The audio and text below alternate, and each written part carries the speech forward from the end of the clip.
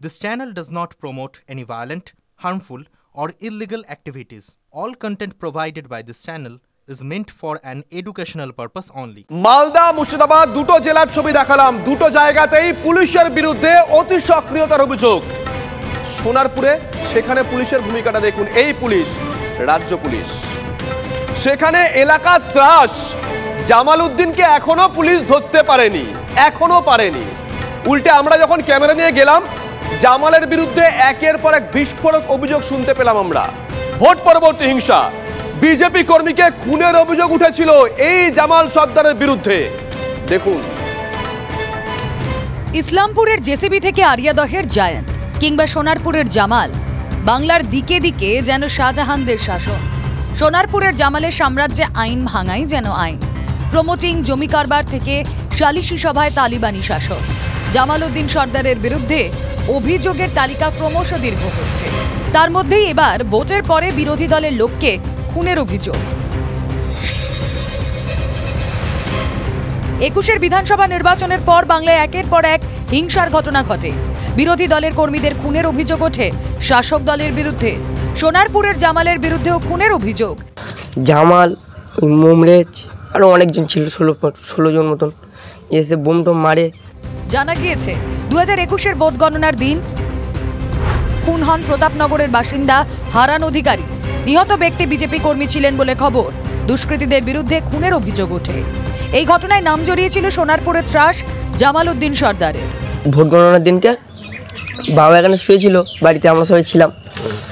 জামাল, মোমরেজ আরও অনেকজন ছিল, ১৬ জন মতন এসে বোম টোম মারে, এসে বাড়ি থেকে আমার বাবাকে এখান থেকে তুলে নেয়, একে মার্ডার করে। ভোট গণনার দিনকে ওই দিনকে মানে সব গুন্ডা বাহিনী বাড়ি থেকে তুলে নিয়ে গিয়ে মেরেছে, গুন্ডা বাহিনী এসে। হ্যাঁ, জামাল ছিল, জামাল হচ্ছে মেন গোড়া। সূত্রের খবর, হারান অধিকারীকে খুনের ঘটনায় বেশ কয়েকজনকে গ্রেফতার করেছিল পুলিশ। তাদের মধ্যে জামালও ছিল, কিন্তু যথেষ্ট তথ্য প্রমাণের অভাবে ২ মাস পরই জামিন পেয়ে যায় জামাল উদ্দিন সর্দার। অথচ আজও বাবাকে খুনের সেই মুহূর্ত মনে করে শিউরে উঠেছিল। ঘটনার পরে পরে ২-১ গ্রেপ্তার হলেও তাদেরকে ছেড়ে দেওয়া হয়েছিল। কিন্তু হারান অধিকারীর পরিবারের যা বর্তমান অবস্থা, তা যে কোনো মানুষের মননকে নাড়া দেবে। আমি তো সবই দেখেছিলাম, যখন বাড়ি থেকে তুলে নিয়ে যাই, আমি গিয়ে ওখানে মার্ডার করে। আমার বাবা ওখানে পড়ে আছে, তারপরে আমার কাকা টাকা সবাই গেল, ওদের মাথায় একটা ফাইটা দিয়েছিল। এলাকাবাসীর অভিযোগ, খুনের অভিযোগে গ্রেফতার হওয়ার পরও জামালের দাদাগিরি বিন্দুমাত্র কমেনি। যে একজনে মার্ডার করছে, আবার ফের মার্ডার করবো, এরকম বলছে, আমাদের হুমকি দিচ্ছে। এতদিন ভয়ে চুপ করেছিলেন, কিন্তু এখন মুখ খুলছেন ভুক্তভোগীরা। জামাল উদ্দিন এত বড় মাতব্বর যে সালিশি বসিয়ে মহিলাদের ওপর নির্যাতন চালাতে দুবার ভাবত না। প্রশ্ন হলো, কাদের মদতে জামালের এত বাড়াবাড়ি? জামাল আগে থেকেই একটা বড় ধরনের ক্রিমিনাল, অ্যান্টি সোশ্যাল, তৃণমূলের ছত্রছায়ায় ইনি একটা বড় ধরনের অ্যান্টি সোশ্যাল। এর পিছনে এখানকার পঞ্চায়েত মেম্বার সুব্রত সর্দার থেকে শুরু করে তৃণমূলের যারা লোকাল নেতা আছে, লোকাল মানে অঞ্চল নেতা বা যারা আছে, তারা সবাই ইনভলভ। যদিও জামালের কুকীর্তির সামনে আসার পর শাসক দল সব দায় ঝেড়ে ফেলেছে, রাজনীতির চর্চা চলছে, তার মধ্যে বাবা হারা ছেলের আরতি। এখন চাইছি যে ওরা শাস্তি পেলে আমার খুব ভালো। সেই শাস্তি কি দিতে পারবে পুলিশ প্রশাসন? সত্যজিৎ মণ্ডলের রিপোর্ট, TV9 বাংলা। দেখুন, শেখ শাহজাহানকে পুলিশ ধরতে ৫৫ দিন কাটিয়ে দিয়েছিল, এখানে তো ৫ দিন হলো। দেখা যাক কদিন অপেক্ষা করতে হয় জামালের জন্য। আর এবার আপডেট বাংলা একটা রাজনৈতিক খবরের দিকে নজর রাখি। আপডেটেড খবর, একটা মন্তব্য আর তারপরে বিতর্ক, তা আবার দলের অন্দরেই। নরেন্দ্র মোদীর সবকা সাথ সবকা বিকাশ স্লোগানের উল্টো পথে হাঁটার কথা বলে জোর বিতর্ক বাঁধিয়ে দিয়েছেন শুভেন্দু অধিকারী গতকাল। অবস্থা গুরুতর বুঝতে পেরে গতকাল থেকে ড্যামেজ কন্ট্রোলে নেমেছেন সুকান্ত মজুমদার, শ্রমিক ভট্টাচার্যরা। কিন্তু তারপরও ভিন্ন সুর দলের অন্দরেই। প্রশ্ন হলো, তাহলে কি শুভেন্দুর বিকাশ বিতর্কে বঙ্গ বিজেপি এখন আড়াআড়ি ভাগ হয়ে আছে? উত্তর যাই হোক, শুভেন্দু অধিকারী নিজের অবস্থানে কিন্তু এখনো পর্যন্ত অনড় আছেন। লোকসভার যুদ্ধে বাংলায় ভরাডুবি, উপনির্বাচনেও খারাপ ফল, সব মিলিয়ে পরপর ভোট পরীক্ষায় অকৃতকার্য রাজ্যের প্রধান বিরোধী দল। এই পরিস্থিতিতে বুধবার ছিল বিজেপির বর্ধিত কার্যনির্বাহী বৈঠক। ভোটের ফলাফল নিয়ে কাটাছেড়ার মধ্যেই পদ্ম শিবিরে বড় হয়ে উঠল বিকাশ বিতর্ক। बीजेपी जिस मंत्र पर चलती है वो सबका साथ सबका विकास, सबका विश्वास और सबका प्रयास है। ভোটের প্রচার থেকে সরকারি অনুষ্ঠান, দেশবাসীর সামনে এই মন্ত্রই উচ্চারণ করেন প্রধানমন্ত্রী। কিন্তু তারই দলের সৈনিক বাংলার বিরোধী দলনেতা বুধবার বলে বসেন, আমিও বলেছি রাষ্ট্রবাদী মুসলিম, আপনারাও বলেছেন সবকা সাথ সবকা বিকাশ।